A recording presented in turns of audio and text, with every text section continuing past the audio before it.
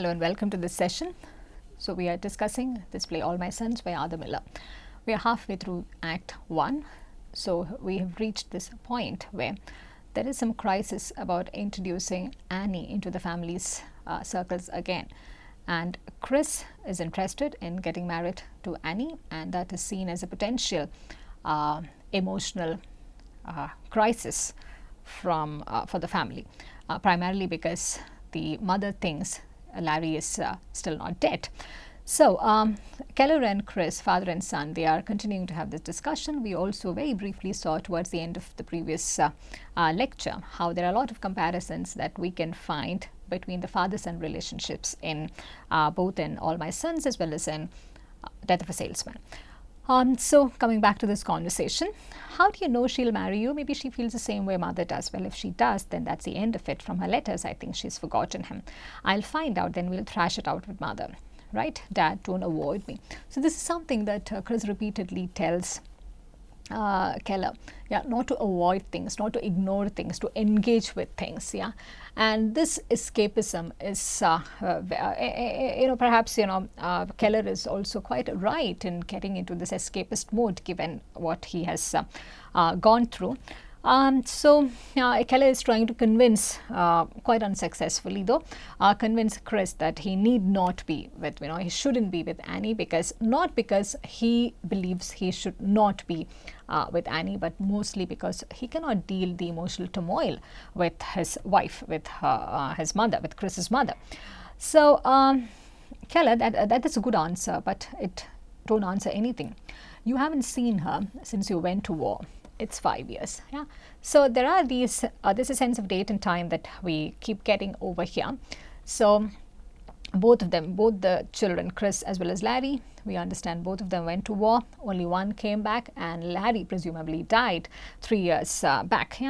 I can't help it. I know her best. I was brought up next door to her. These years when I think of someone for my wife, I think of Annie. What do you want? A diagram? I don't want a diagram. She thinks he's coming back. You marry that girl and you're pronouncing him dead. Now what's going to happen to mother? You know that. So this is the crisis over here, and in the larger scheme of the play, that is precisely the role that Annie is playing over here. The presence of Annie triggers this conversation, and this conversation is extremely important in order to address the emotional and the real problems that the family is facing at the moment. So if Chris is loved, if Chris goes ahead and marries Annie, it is like stating a fact forever that Larry is dead. Larry is not going to come back. There's no hope anymore, and that hopelessness is definitely going to kill Kate. I've given it 3 years of thought. I'd hoped that if I waited, mother would forget Larry, and then we'd have a regular wedding and everything happy. But if that can't happen here, then I'll have to get out. It's also showing some tensions in terms of the sibling relationship over here. It is of course understood that Larry is no longer with them, but this inability to accept what has happened to Larry is also making them, there's also tension building up because of that between Larry and Chris, though we do not meet Larry at all over here. So there is this hope that Chris has that mother would eventually forget Larry, and that there's something very delicate about this situation. And while they all love each other, they also want to move on, and that moving on also entails a lot of forgetting. It also entails the acceptance of a lot of unpleasant facts. So, and Chris is also, sounding out certain things like, if things don't get better in this home, I may have to move out. I'll get married and live someplace, maybe in New York. So we also get to know now they are not in New York. So I've been a good son too long. I'm through with it. You've got a business here. What the hell is this? The business? The business doesn't inspire me. Must you be inspired? Yes, I like it in an hour a day. If I have to grab for money all day, at least at evening, I want it beautiful. I want a family. I want some kids. I want to build something that I can give myself to. Annie is in the middle of that now. Where do I find it? So we can find a lot of ways in which this play resonating with Death of a Salesman. About this tussle between working for making money and how sometimes, both of these, they don't really tally well. Just like, he mentions that about death, about war. it disturbs all the tallies. One needs to work for money, but does that mean that one should sacrifice everything else that is happy, everything else that is beautiful? So how does one strike a balance which includes both ends?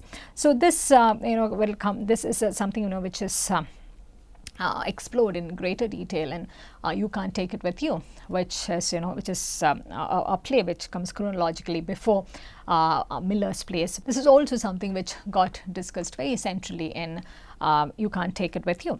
So you mean tell me something, you would leave the business? On this I would. Well, you don't want to think like that.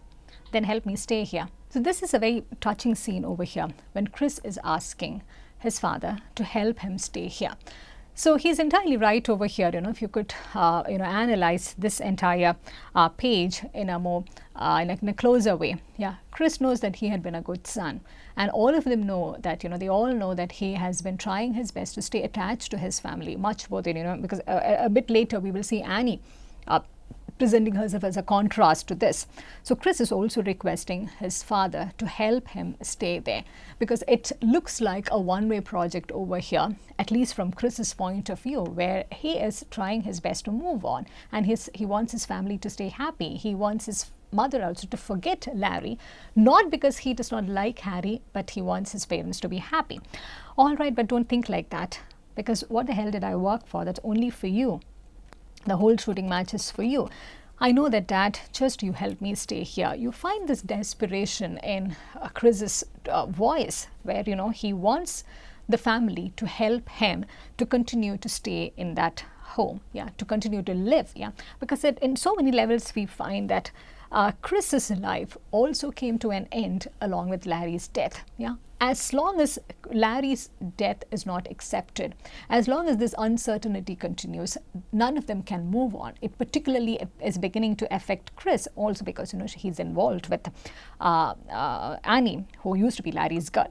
So Kate, the mother, shows up again, and they do have a lot of these very normal conversations about Keller is throwing out garbage. Keller had thrown out some potatoes thinking it was garbage, and they do have some small talk about it. So there is an attempt to get back into some kind of a normal behavior. There's an attempt to reclaim normalcy, but that gets disturbed in so many ways too. So there is this one place where quite amusingly Keller also says, I don't know, once upon a time I used to think that when I got money again, I would have a maid and my wife would take it easy. Now I got money and I got a maid and my wife is working for the maid. So this also tells us about the progress that the family has made, that maybe they are not very rich at the moment, but they are placed comfortably and they have struggled for it, they have worked for it, and they have reached a place where they can begin to take it easy. So but at the same time it is not an ease which but it's also an ease which has come to them with a lot of price. They had to pay a lot, they had to pay a heavy price in terms of their lives, in terms of their peace of mind to reach where they have reached, which is why this comfort is also very it's also a cause of dilemma over here in terms of the money, that money becomes something Chris is also ashamed of, and Keller also finds it difficult to articulate some of the achievements that he has had. He also finds it difficult to take credit for what he has done for the family because of what has happened in the past, into which we are yet to get the audience, as readers, we are yet to get into the details of it.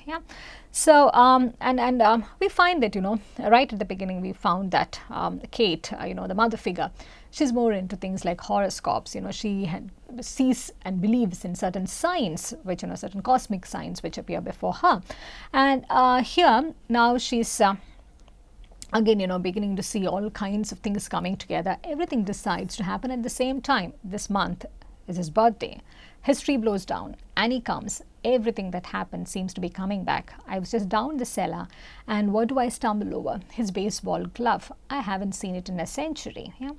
So she is, in her mind, she wants to see all these as signs, as designs, and prompting her to again and again believe that Larry is still alive. So Chris is also, trying to bring Annie into the conversation, not just simply as an extension of Larry, pointing that he wanted to see her himself. But mother is not even willing to acknowledge that admission over there. So, and she's also trying to highlight the fact that, I'll always love that girl. She's the one that didn't jump into bed with somebody else as soon as it happened with her fella. So, as soon as it happened. So, her mother, his mother, Larry's mother, will never use any unpleasant term, anything real while she's referring to Larry. It's largely, the incident, the death, his absence is referred to as it. Yeah. So, it also tells us about certain very old-fashioned values, certain conservative value systems that she has in place over here. So, and it's also, talking about some of those post-war crisis and how we find that Kate, the mother figure, she becomes very judgmental about some of the responses of families and women to certain real crisis. Never mind, most of them didn't wait till the telegrams were open. I'm just glad she came. As you can see, I'm not completely out of my mind. Just because she isn't married doesn't mean she's been mourning Larry. So these are the kinds of equations that reinforce in Kate's mind that Larry isn't dead. In her mind, in the mother's mind, when she sees Annie as an unmarried woman, for her it's a validation that she's waiting for Larry to come back. So Chris comes across as this progressive modern man who also wants to give some more agency to the woman, and she is multiple times in this play we will find that he's trying to highlight this fact that just because she's single it does not mean that she's mourning Larry. And the mother is also reliving the agony that she faced at night when the tree snapped right in front of me. And she again says, "We should never have planted that tree. I said so in the first place. It was too soon to plant a tree for him." Chris is alarmed when he hears mother using the term "too soon." Yeah, and mother is refusing to see the sense over there, and we rushed into it. Everybody was in such a hurry to bury him. I said not to plant it yet. To Keller, I told you to. Yeah. Mother, the wind blew it down. What significance has that got? What are you talking about? Mother, please don't go through it all again, will you? It's no good. It doesn't accomplish anything. I've been thinking, maybe we ought to put our minds to forgetting him. Yeah, that's the third time you've said that this week. This is equally agonizing for the mother as well as Chris. Yeah, this is extremely agonizing for the mother to think that the rest of the world, the rest of her family, they wanted to bury him too soon, that everyone was in such a hurry to pronounce him dead and to bury him and to plant a tree in memory of him. But Chris feels that there needs to be some more collective effort, concerted effort into forgetting him. Yeah. So this play between memory and forgetting becomes extremely interesting over here. This inability to forget, this more than the inability, there's an unwillingness to forget, becomes a central cause of trauma over here. So in this process, the mother is agonizing herself and putting the rest of her family through this agony too. And he's also, accusing her. She's accusing the rest of the family for the death, for which none of them are responsible. So this is in fact the delicate nature of this play and what war has done to them. So in terms of when Joe Keller mentioned this at the beginning, that their lives didn't really tally, things didn't really tally after the war. This is also what he means by that. Even emotionally, things are not really tallying. There's no tallying between the act of remembering and the act of forgetting. The emotions are not getting tallied over here. Yeah. So we will get this. We'll wrap up with this statement that Chris makes. Because it's not right, we never took up our lives again. We are like at a railroad station, waiting for a train that never comes in.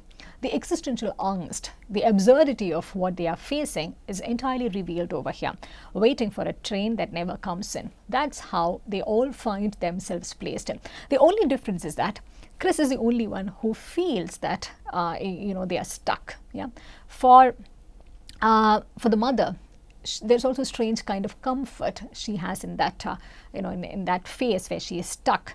And for Keller, he chooses not to take sides. He keeps swaying this side and that side because he just he does not want to arrive at a decision either. He knows in his mind that Chris is right, but he never wants to get into the mode of an argument or in any kind of emotional turmoil with his wife. Yeah, this is perhaps another instance which captured the crux of this play, how their lives never took off again. Yeah, and we are like at a railroad station waiting for a train that never comes in. We also find, a play like Waiting for Godot resonating very heavily over here, though in a very different circumstance altogether. Yeah, so the absurdity, the fictional absurdity, the philosophical absurdity which gets foregrounded in Beckett's play becomes a very real crisis over here.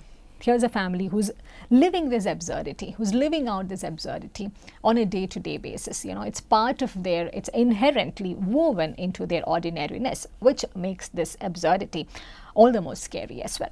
So with this, we bring this session to a close. I thank you for your time.